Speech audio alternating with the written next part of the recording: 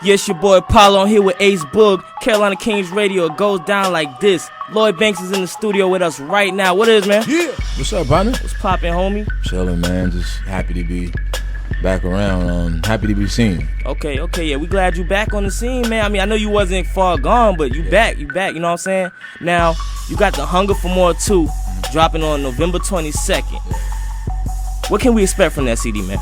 Well, you know, it's been 6 years since my first album, which was The Hunger for More, and this basically a continuation of that project. It's 6 years is a long time for somebody who's been in the studio consistently, maybe 3-4 times out the week. So I think overall they're gonna notice the growth first. My wordplay has stepped up, amazingly since that time. I think when I first came in, I was put in the bracket of a witty punchline rapper, and now I'm a little more broad and I definitely think they're gonna receive this album well. It's like basically Hunger for More on crack. Okay, dang, well that's, you gonna keep the fiends coming in, man, cause I mean down in the South, it ain't always known as just being, lyrical punchlines, but I mean, I can remember when you first came out, I was in high school, and I mean, everybody was like, yo, Lloyd Banks, you know what I'm saying, like all my cousins was like, yo, I don't care about none of these other New York rappers, it's Lloyd Banks, G-Unit, you know what I'm saying, so you released 2 singles from the Hunger for More. You got Any Girl featuring Lloyd, and you got Beamer Benz or Bentley with Jewels. Now, whose idea was it to put Lloyd Banks and Lloyd on a track together? Yeah, well, following, I was overseas when Beamer Benz was circulating. I had to go overseas, the European tour, the day after I released it. So I dropped Beamer Benz and Bentley in February, and I didn't come back until a month and a half later. And when we were sizing up the next single, it was going to be Any Girl. We didn't know who we were going to get on it. And then the record leaked out with me singing the part that Lloyd is singing. Oh, word? Yeah. Oh, that's crazy. That's what it is. With that happening at that time, it was more of an urgency. I had to get it done immediately. So before they take to the record that leaked out with me, I didn't want them to get used to that. So I called up Lloyd, and he flew out from Atlanta to New York, and he laid his portion of the record down in about 15-20 minutes. He was independent at the time too, so it was like something that I knew could happen immediately. It wasn't anything to stop it. No label politics. I was independent. He was too. Got it popping. He got a track record at the same time. He always made good music. I always been a fan of his music, and even though he was tied into what Murder Inc. was doing at that time, he came when it started to slow down. Okay. He wasn't there in the mix when like Ashanti was getting the disses too. Like he wasn't there, so it was no funny energy, and he came through. Yeah, just business. It's all love, you know what I'm saying? So was that the first joint y'all did together? That was the first record we done together, and then so way to start it. We got another record also on his album. It's called Forever too. So. Oh man, that's what's up, man. We ready to hear that. Yeah. Now the Beamer Benz or Bentley. Yeah. Everybody had a remix to Beamer Benz or Bentley. Everybody. Yeah. If you could pick, because I know you done heard majority of it, if not all. Yeah. If you could pick 2 people who did a cover to your Beamer Benz or Bentley joint, who would you say had the hardest? Who went the hardest? Wow. I heard so many of them.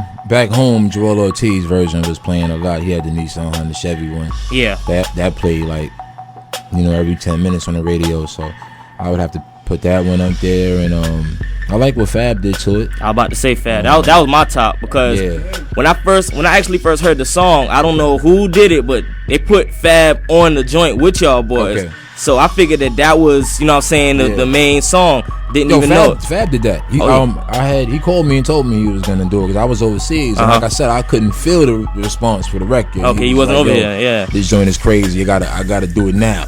You know what I mean? And Mano did one that was dope too. It was so many of them, man. I heard Warren G. I heard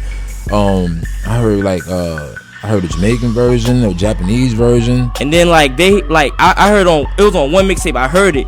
They just let all of them just run together all the way through. It's like a 20-minute song.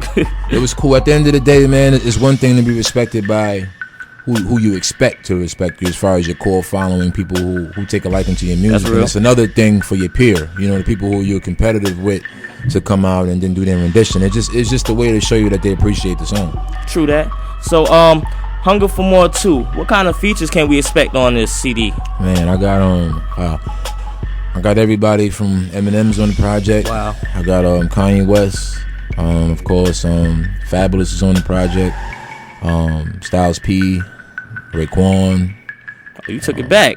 Pusha T, Akon is on there. Ryan Leslie's on there. Lloyd, Joel Santana, Jeremiah, 50 of course. Yayo's on the project. Okay. Yeah, so we pretty much touching every mood on this joint, and you know, I made this album. I put it together from the fans' perspective. Okay. You know, when I heard Sooner or Later, I heard Raekwon. You know what I mean? So it's no hesitation. Make the phone call. Let's make it happen. You know, I heard Pusha T on Home Sweet Home. Let's call up Pusha. Let's get it going. You know, opposed to just trying to just give him a body of work. Well, it's all me. I'm doing this for a couple reasons. I'm doing it because 10 months ago, people didn't think I was gonna have another album. You know, people doubted me. So with that being said, I want to capitalize on this time now. I want to do everything that I couldn't do now, because you're not guaranteed another album. You got a roster on your CD, man. I'm telling you. Yeah. Now I know you got to get going. I know you pressed for time, but one more question. Okay. What's up with another Beg for Mercy from GUNIT, man? Yeah. Well, you know, it's crazy. We got probably about 14 to 15 records already recorded, like, to the side, because when we was in the zone of making the mixtapes back and forth, we never stopped. And I don't know, man, you know what it is with 50, like, I can't remember the last time we did 12 records and that was the 12 we used, you know. So that 12 is basically a sacrifice, you know. That's just to get us in the zone. Most of it goes to mixtapes, and then we get in there. We recorded Beg for Mercy within maybe a week time. Oh man, you know, in the 12 getting months, it in. so, yeah, it doesn't really take much with us, you know. I don't believe in dwelling on a record and just holding it like it's your girl and all that. Let's make it, go to the next one, go to the next one. Yeah, but I think that ultimately the goal would be for me to establish myself again and have a successful album, and then Tony Ayo and then 50 individually, and then form. Okay. Build the anticipation and all that. Opposed to doing it backwards. Like, okay. Don't do the group album to better your solo. Let's establish that solo artist and then make the group even bigger when we come together. Strategy though. Yeah, it's gonna be dope though, I tell you that. Oh, I already know the first one. I mean, playing it back to back to back. You know what I'm saying? Which open up the doors for my solo. And that's another thing, you know. So if anybody, whoever says anything negative about 50 Cent, you got to realize that after his first solo album, that sold 11 million records. I wouldn't have been mad if he went to Get Rich or Die in Part 2 or whatever it was. He didn't do that. He went straight to the group album. The label was pissed at him. That's love though. And after that, he went straight to my album. And then straight to Buck. So 3-4 albums dropped before his next one dropped, which you can't say for any other rapper that you've seen coming into the industry. You know, so that's what it is, man. Well, you know, we appreciate you coming to rock with the Carolina Kings, man. Likewise. You know what I'm saying? Appreciate everybody that's rocking with us right now. Y'all make sure y'all get at us, 803-536-8196. It's Apollo, Ace Boog. I'm gone. Yeah.